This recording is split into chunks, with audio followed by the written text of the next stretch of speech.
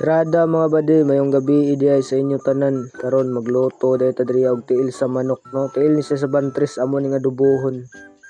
Nga lamig gyapon ni siya crispyhon nya.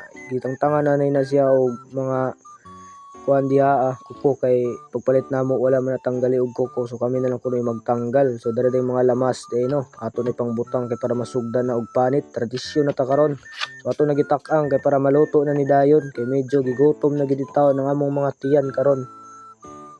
Sa dili pa din nato sugdan day ang pagtakang day o pagluto day diha no. Shout out day ni Bautro Jib na taga Tsaba.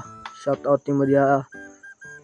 Kay nahuman naman og panit diha ang ahos ato day nilunod ang tiil din sa manok day. So mo day ni diha. Ato nagilunod kay para nga mahuman na. Nahuman naman diha no. Ato day ni mikos-mikos dayon kay para masugdan dayon. Naghihaon na kay human naman og lapwa. Ilapuan no sana sa daan kay para mahumok na siya ba na ikahuman marinate dayon na siya kay para matimplahan dayon. Butangan dayon og tuyo day diha na ikahuman og butang og tuyo, butangan day bitsin dayon kay para matimplahan na o na ikahuman og butang og bitsin aw. Dara day tig mikos-mikos dayon diha kay para ato dayon matak-ang na kay tanawa to kutsara o hapit na mabali. Na butangan din natog mantika day sa baboy no. Sumaw din ang mantika day sa baboy nga katong atong pinakupsan. Libre na na tanan. Unya gibutangan din nato diha ahos dayon. Ano bukal-bukal na kay init man. Bitaw ka na diay.